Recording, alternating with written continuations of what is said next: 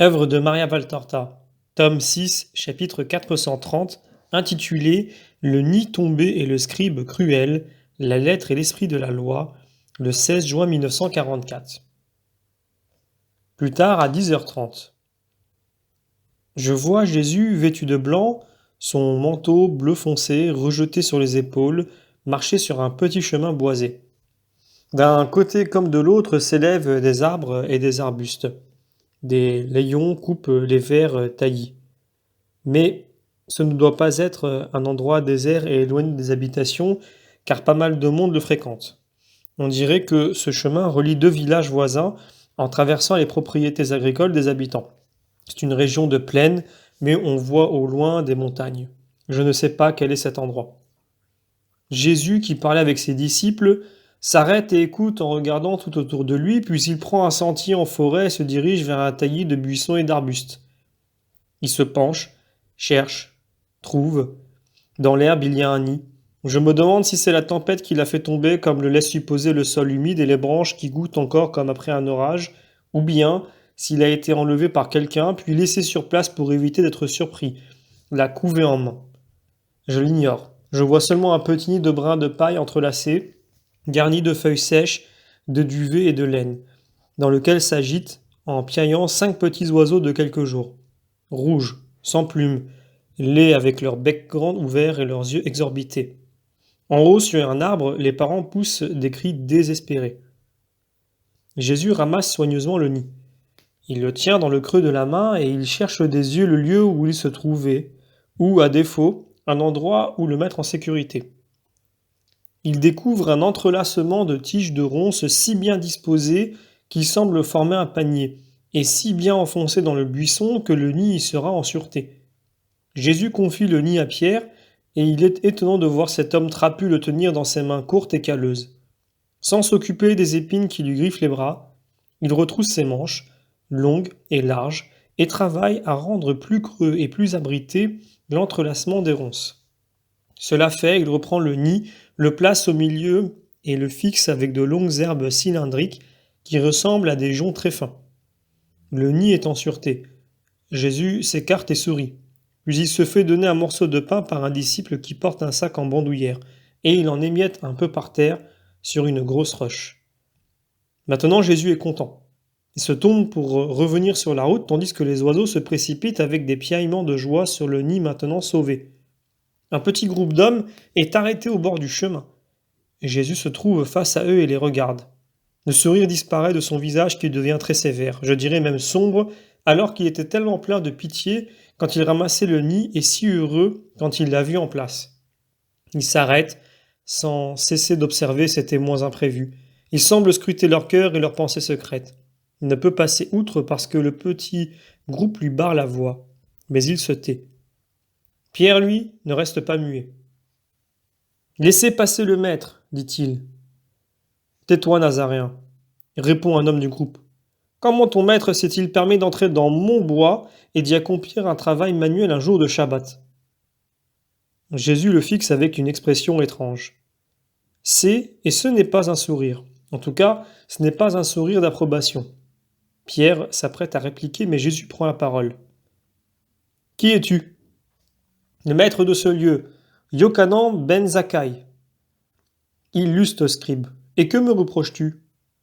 D'avoir violé le Shabbat. Yochanan ben Zakkai. Connais-tu le Deutéronome? C'est à moi que tu me demandes cela?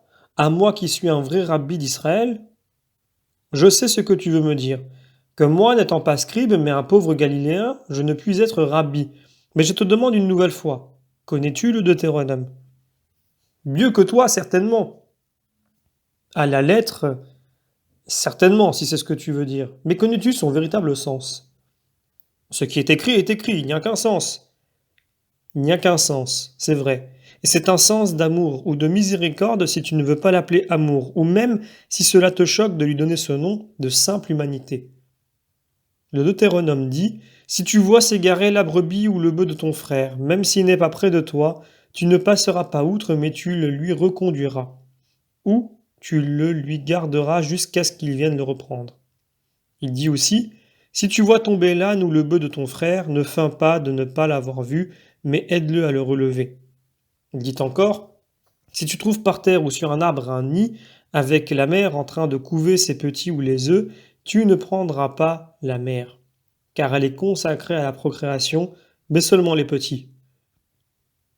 J'ai vu par terre un nid et une mère qui pleurait sur lui. J'en ai eu pitié, parce que c'était une mère et je lui ai rendu ses petits. Je n'ai pas cru avoir violé le Shabbat pour avoir consolé une mère. On ne doit pas laisser s'égarer la brebis d'un frère. Et la loi ne dit pas que ce soit une faute de relever un âne le jour du Shabbat. Elle dit seulement qu'il faut faire preuve de miséricorde envers son frère et d'humanité envers l'âne, qui est une créature de Dieu. J'ai pensé que Dieu avait créé cette mère pour qu'elle procrée et qu'elle avait obéi au commandement de Dieu, donc l'empêcher d'élever ses petits. C'était faire obstacle à son obéissance à un commandement divin. Mais cela, tu ne le comprends pas. Toi et les tiens, vous considérez la lettre et non l'esprit. Vous ne pensez pas que vous violez 2 et même 3 fois le Shabbat en rabaissant la parole divine et la petitesse de la mentalité humaine, en faisant obstacle à un ordre de Dieu, en manquant de miséricorde envers votre prochain. Pour blesser par un reproche, vous n'estimez pas qu'il est mal de parler sans qu'il en soit besoin. Cela, qui est pourtant un travail et qui n'est ni utile, ni nécessaire, ni bon, ne vous paraît pas violer le Shabbat. Yochanan ben Zakkai, écoute-moi. Aujourd'hui, tu n'as pas pitié d'une fauvette à tête noire, et au nom de pratiques pharisaïques, tu la feras mourir de douleur, tout comme ces petits laissés à la portée de l'aspic et de l'homme pervers. Demain, de la même manière, tu n'auras pas pitié d'une mère et tu la feras mourir de douleur, en faisant périr sa descendance, sous prétexte qu'il est bon qu'il en soit ainsi par respect pour ta loi, pour la tienne, pas pour celle de Dieu, pour celle que toi et tes semblables, vous faites pour opprimer les faibles et triompher, vous les forts. Mais tu vois, les faibles trouvent toujours un sauveur alors que les orgueilleux, ceux qui sont forts selon la loi du monde, seront broyés par le poids même de leur loi pesante. Adieu Yochanan ben Zakkai. Souviens-toi de cette heure et veille à ne pas violer un autre Shabbat par complaisance envers un crime accompli. Et Jésus jette un regard foudroyant sur le vieil homme enflammé de colère en le dévisageant de haut en bas, car le scribe est un petit homme replé, et Jésus en comparaison est élancé comme un palmier. Il passe à côté de lui en foulant l'herbe, car le scribe ne s'écarte pas. Jésus dit, j'ai voulu relever ton esprit par une vision vraie, encore qu'elle ne soit pas offerte à la contemplation par les évangiles. Voici quel est son enseignement pour toi. J'ai une immense pitié pour les oiseaux sans nid, même si au lieu de s'appeler Fauvette, ils ont pour nom Marie ou Jean. Et je m'occupe de leur redonner un nid quand un événement les en a privés. Et en voici l'enseignement pour tout le monde. Trop de personnes connaissent uniquement les mots de la loi, bien qu'elles soient nombreuses alors que toutes devraient les connaître, mais elles ne les vivent pas, voilà l'erreur. Le Deutéronome prescrivait des lois d'humanité, car alors les hommes avaient une spiritualité puérile, ils étaient grossiers à demi sauvages, il fallait les conduire par la main sur les sentiers fleuris de la pitié, du respect, de l'amour envers le frère qui perd un animal, envers l'animal qui tombe, envers l'oiseau qui couve, pour leur enseigner à atteindre une pitié, un respect, un amour plus élevé. Mais quand je suis venu, j'ai perfectionné les règles mosaïques et j'ai ouvert des horizons plus vastes. La lettre n'est plus tout, c'est l'esprit qui est devenu tout. Au-delà d'un petit acte humain envers un nid et ses occupants, il faut voir la réponse que signifie mon geste. M'incliner, moi, le Fils du Créateur, devant l'œuvre du Créateur. Même cette couvée est son œuvre. Ah, heureux ceux qui en toute chose savent voir Dieu et le servir avec un esprit d'amour respectueux. Et malheur à ceux qui, semblables au serpent, ne savent pas lever la tête de leur bout et qui, ne pouvant faire monter un chant de louange à Dieu qui se manifeste dans les œuvres de leurs frères, les mordent par excès du poison qui les étouffe.